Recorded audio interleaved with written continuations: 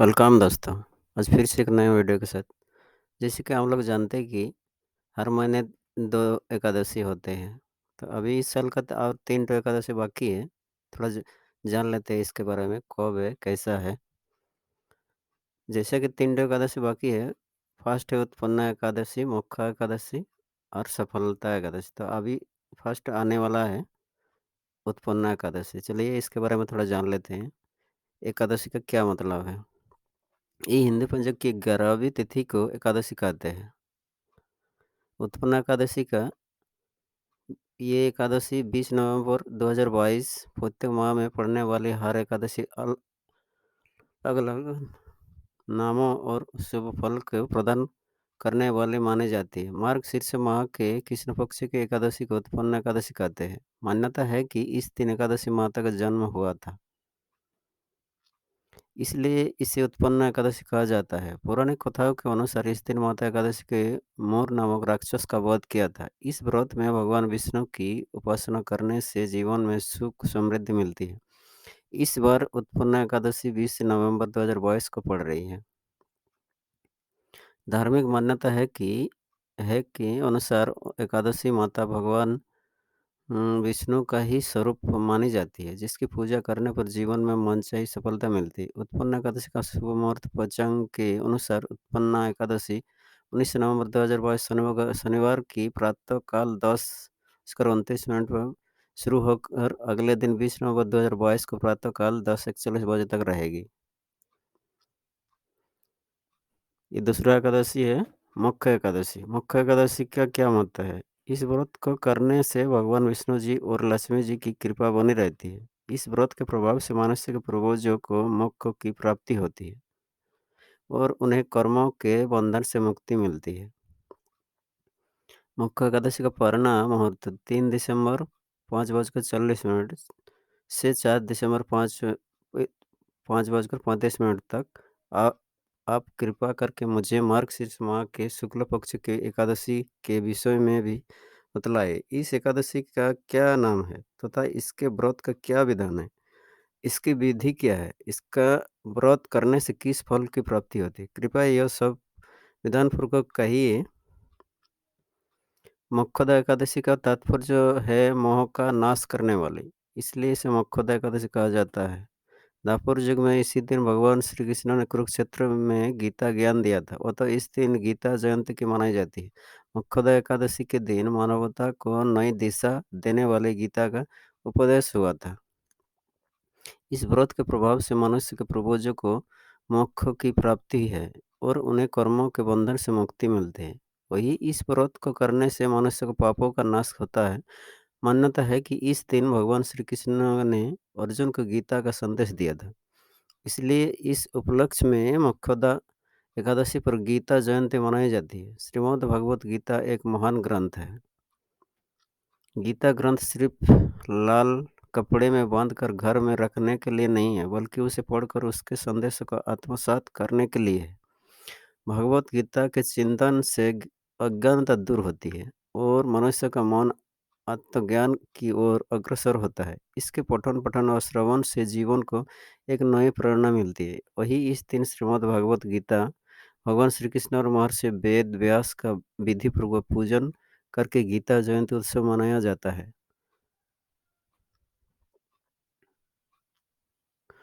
एक समय गोकुल नगर में बेखनस नामक राजा राज्य करता था। एक दिन राजा ने सपने में देखा कि उसके पिता नरक में दुख भोग कर रहे हैं और अपने पुत्र से उद्धार की याचना कर रहे हैं। अपने पिता की यह दशा देखकर राजा व्याकुल हो उठा। प्रातः राजा ने ब्राह्मणों को बुलाकर अपने सपनों का भेद पूछा। तब ब्राह्मण ने कहा कि हे राजन, इस बंधन से पौत नामक मुनि के आश्रम पर जाकर अपने पिता के उद्धार का उपाय पूछो। राजा ने ऐसा ही किया।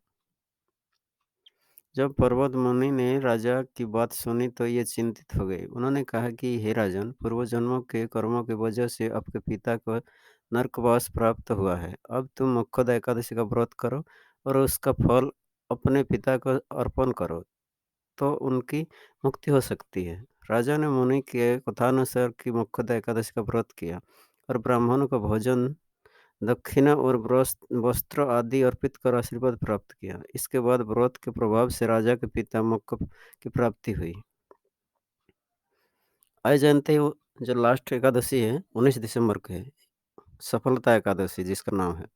ये 19 दिसंबर 2022 को सफलता एकादशी है। सफल एकादशी की तिथि 19 दिसंबर को देर रात 3:32 पर शुरू होकर 20 दिसंबर को देर रात 2:32 पर समाप्त होगी।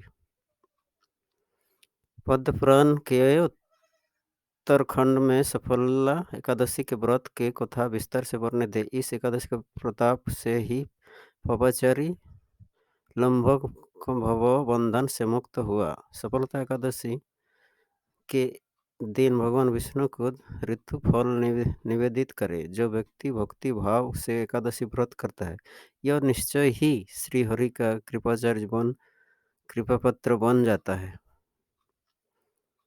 हिंदू धर्म के एकादशी का व्रत महत्वपूर्ण स्थान रखता है। प्रत्येक वर्ष 24 एकादशी होती है। जब अधिक मास या फल मास आता है, तब इसकी संख्या बढ़कर 26 हो जाती है।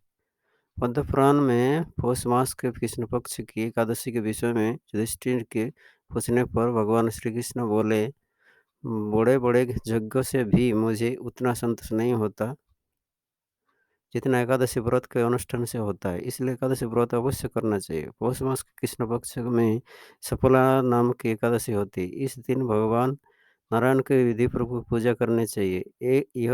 एकादशी कल्याण करने वाली है। एकादशी समस्त व्रतों में श्रेष्ठ है। बुद्ध पुराण के उत्तरखंड में सफला एकादशी के व्रत की कथा विस्तार से वर्णित है।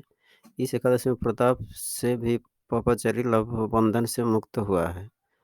सफला एकादशी दिन भगवान विष्णु का ऋतु करें। जो व्यक्ति भक्ति भाव एकादशी व्रत करता है, यह निश्चय ही श्री हरि की कृपा पत्र को बन जाता है। एकादशी के महत्व को सुनने से राजस्व यज्ञ का फल प्राप्त होता है। सफला एकादशी का व्रत अपने नामानुसार मनोनुकूल फल प्रदान करने वाला है। भगवान श्री कृष्ण इस व्रत की बड़ी महिमा बताते हैं। इस एकादशी के व्रत के व्यक्तित्व को जीवन में उत्तम फल की प्राप्ति होती है और यह जीवन का सुख भोग कर मृत्यु पश्चात विष्णुलोक को प्राप्त होता है। यह व्रत अति मंगलकारी और पुण्यदायी है।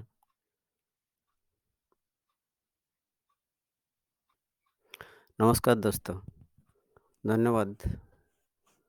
आशा करता हूँ अच्छा लगेंगे इतनी एकादशी के बारे में जानकारी। फिर से बहुत जल्द आएंगे एक नए वीडियो के साथ। थैंक यू दोस्तों।